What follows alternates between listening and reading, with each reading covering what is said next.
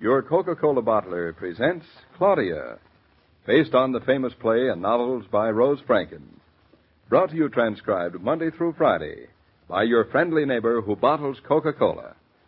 Relax, and while you're listening, refresh yourself.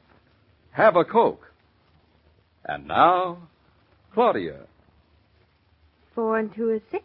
R6, Claudia. Shh, Mama, you'll mix me up. 4 and 2 is 6. 7 and 3 is R. 10. Carry 1. Which finger do you carry 1 on? What one, David? The one left over from the 7 and 3 of 10. Oh, that one. I carry that in my head. Congratulations. Now, both of you, shh. I'll add this column of figures all wrong. We merely interrupted you so you'd have an excuse for your errors, Mrs. Naughton. Thanks, Mr. Naughton. Nothing Now, wrong. let's see. 4 and 2 are 6. 7 and 3 are 10. Carry 1. 4 and 1 are 5, and the carried 1 are 6. Claudia, you'll get wrinkles adding so many numbers. Don't distract her, Mother. We'll have to go through it all again. Please don't even suggest that. That makes 6, 14, 42. I better check that just to make sure. Why don't you just go on to the next page? I'm tired of that one. David says checkbooks must be balanced, so I'm balancing Oh, it. dear. Go right ahead, darling. Don't let Mama sidetrack you. I won't, David. Can't I turn on the radio or something? Since when do you listen to the radio? Anything to drown out the grinding of your brains. Oh, can you hear them too? David, you tired? Are you ready to go back to bed yet? No. What should I be tired from? Well, it's the first day you're home from the hospital. If I were you, I'd be exhausted. Well, you aren't me. Darling, now don't say you're not tired just to be stubborn. Claudia, for Pete's sake, I know whether I'm tired or not. Just because I've had a slight concussion doesn't mean that my brain is completely out of commission. Of course not, darling. No, all right then. Get back to your checkbook. Yes, ma'am? And, Claudia, for heaven's sakes, count to yourself. I always count to myself. Out loud. Course out loud? Why, of course, out loud? Because then I can hear my mistakes. Oh. What did you say? Honestly, people make such a fuss about balancing a mere checkbook. You'd think it was difficult or something. Why, I've been adding columns of figures ever since I was 2. Now, let me see, where was I? Oh, yes. 7 and 2, 9. 8 and 3 are 11. Carry 1. I don't think she can do it, David. Of course she can balance a checkbook. What do you think she is, an ignoramus? Yes. Well, you can balance a checkbook just as well as the other guy. What other guy? Any person who can run a house, take care of a convalescent husband, and take care of a baby, and supervise the rebuilding of a barn can certainly balance a checkbook. Oh, there's the baby. Say, I wonder what he's doing awake. I'll go up and see. You stay where you are. I'm on my feet. Don't break your neck running up those stairs. I never break my neck. I guess you don't at that. I'm the pot wishing the kettle were black. She managed pretty well, didn't she, Mother? What's that, David? Yeah, she's gotten to be quite a person. I don't have to worry about her anymore. She's quite able to run her own life, I think. She was very lonesome with you away. That business about the checkbook, trying to make me feel that everything is just the way it was. Poor kid. Isn't it? Of course it isn't. And it's right that it shouldn't be. I suppose so, but still you sound as if you thought you'd lost something. Of course not. Claudia had to be full-grown and independent sooner or later. Anybody who'd gone through what she did would be a little different now. She thought you were dead, David. You might have been. Many people don't live through automobile accidents or even through concussions. She released you, even if it was only for a little while. She released you. And, you know what that's like, don't you, Mother? Yes, I do. Claudia does, too, now. She's had a taste of widowhood. It's not easy to shake. No, I suppose not. So, David, if she seems over-anxious now and worries about you too much, it's only gratitude. Each little attention is like a prayer of thanks. Yes, she managed pretty well without you. You've reason to be proud, but she's awful grateful you're back. So are we, Mrs. Brown. And we, too. Oh, she's been gone quite a few minutes. I hope there's nothing the matter with the baby. Worrier? Just trying to stay in style. All right, I can take a hint. I'll go up and see what's keeping her. If you think that's what I was thinking and hinting, why you... Too late to take it back, David.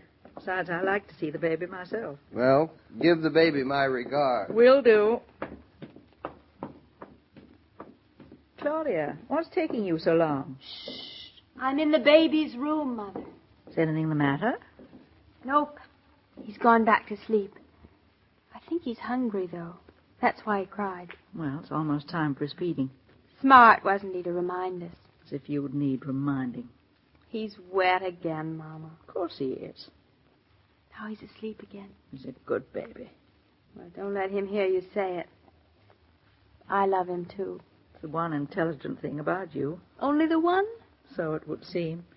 What's this business with the checkbook, Claudia? You just can't be as dumb as you sound. Can't I? Nobody can be.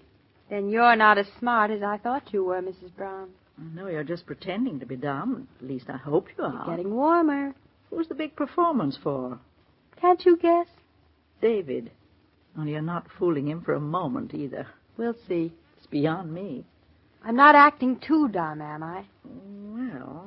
I want him to know that I need him, and I don't know how to tell him. Mama, I just can't believe he's home. When I see him sitting there and looking almost like always, well, I just can't believe it. He's home. I can't forget that a little more and he might not be. I still have to keep reminding myself, Mama, that when we go downstairs, the room won't be empty. David will be there. Newspaper on his lap, his pipe on the table next to him, smiling and talking and alive. Why was I so lucky? Someone has to be. Poor Mama. You almost had to go through it twice, my father, but for the grace of God, my husband. The worst is the loneliness. One survives. I know. I would have survived, too, but... Say, we better get back downstairs or David will think something's happened. You already think so. That's why I came up. I'll bring you your bottle in a minute, Bobby. Now, don't be impatient. He's learned not to be already. Claudia, beautiful Claudia. David, shh. You'll wake the whole house. What's kept you so long? I've been pining away. Oh, my darling, so have I. But your child is wet again and hungry. Is that normal? Perfectly, isn't it wonderful? I'm on my way up to bed, Claudia, so I'll give the baby his milk. Oh, would you, Mama? You're a fine mother, Mrs. Naughton. Aren't I, though? Oh, well, I can't deprive Mama of all her pleasures. Thank you so much. Well, good night, David. Sweet dreams. Same to you. Have a glass of milk, too, Mama. Good for you. I don't want to be done good for, thank you. Good night. She's such a stubborn woman. You want anything, David? No, thanks. Sure? Positive. And back to my checkbook. Haven't you balanced that thing yet? The bank has made a mistake again. They can't make mistakes. I've told you that a dozen Go times. ahead. Take their part against your wife. And anyway, why can't they, I'd like to know. They use adding machines. What does that prove? We use a washing machine, and look at your shirt last week. Go over your figures again. I've gone over them, and this time, if you please, they have made a mistake of $102.02. Their favor. Naturally, their favor. It's a racket. Now, look, get this through your head. If there's so much as a single penny out of the way, they sit up all night to find the error. Then they do make errors. They do not. Then why do they sit up all night? How would you like a good bat in the nose? I've been praying for one. All right. Now bring me your book and vouchers. Yes, sir. Too bad the way I have to coax you. Now, what's this? GRBL 2 exclamation point question mark hyphen, GRBL. My gray blouse. What's your gray blouse doing in your checkbook? I have to remind me to call the dry cleaner. Any objections? Get yourself a diary. Aren't you being disagreeable? Now, what's this figure, 3 or 5? 3, my sweet angel. So it was a 3, was it? Well, here's the check. John's Grocery, $55. That's $2 accounted for. Measly little dollars. Besides, it wasn't a mistake in addition. It was a mistake in reading. In adding and subtracting, I'm perfect. Oh, you're perfect, are you? Perfect. Now, what's 9 from 13? Where? There, right there. Just where my pencil is, right there. 9 from 13 is 6. What do you think it is? Never mind what I think it is. Count it on your fingers. Go on. 9 from 13. Very well. 4. Perfect. Ha. Well, anyway, there's still 100 the bank owes me. 48, 53, 58. Can't you make out anything less than $5 check. And what's the matter with $5 checks? Well, draw a check for $25 and be done with it. $25? So much money? Don't you know it costs the bank money every time you put a check through? Now stop worrying about the bank losing money. 3 from 2 is 9. Borrow 1. Here, you forgot to borrow 1. Oh, no, you didn't either. I never forget to borrow 1. Oh, now, let's see. 3 and 2 is 4. 3 from 4. Yeah. Now, darned if I can figure out where you slipped up. I should think that bank would be so red in the face. A bank doesn't have to get red in the face. Once and for all, banks don't make mistakes. I don't think. And neither do I. Now, read those checks off to me. Oh, all right. David, do you love me? No. $5 to cash on the 14th. Number and amount, please. Number 249, $5. 249, $5. Number 261, $1.20 to the whitewash laundry. Right. Number 246, $100 to Howland Hardware. Howland, You know you shouldn't be staying up so late. What was that last check? $100 to Howland Hardware. Some tools Fritz needed. Uh-huh. You forgot to enter it. There's your mistake, you cluck. Oh, no. I couldn't have. Then find it, my love. Don't my love me. It must be here. I'll find it. Perfect, are you? Well, the rest was right. That doesn't make up for it. But I could have sworn Oh, well. Checkbooks are a bore anyway. Didn't your mother ever send you to school? Didn't you ever learn to add or anything? Sometimes I think you're completely helpless. You do? A simple thing like balancing a checkbook.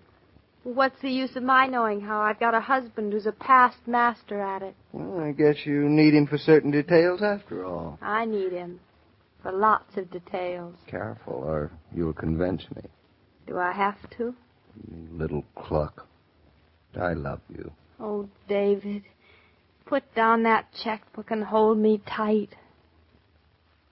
As you trudge the streets supplying the family's wants in grocery, drugstore, and department store, it's an easy matter now to shop refreshed. For more and more stores are installing Coca-Cola coolers. All you have to do is step up, drop in a nickel, and enjoy delicious ice-cold Coca-Cola. That'll remind you to take a carton of Coke home to the family, too. Mr. King. Oh, Mr. King. Yes, Mrs. Brown. What happened with the checkbook?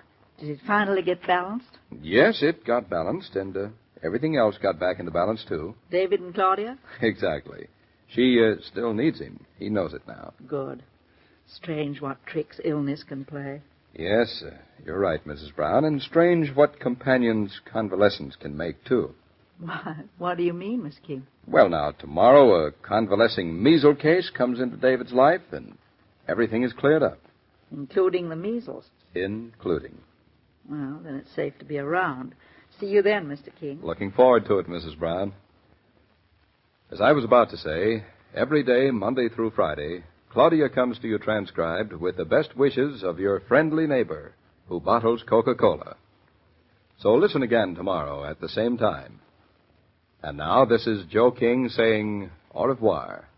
And remember, whoever you are, whatever you do, wherever you may be, when you think of refreshment, think of Coca-Cola. For Coca-Cola makes any pause the pause that refreshes. And ice-cold Coca-Cola is everywhere. This broadcast of Claudia was supervised and directed by William Brown Meloney. And now here's a word from your friendly neighbor who bottles Coca-Cola.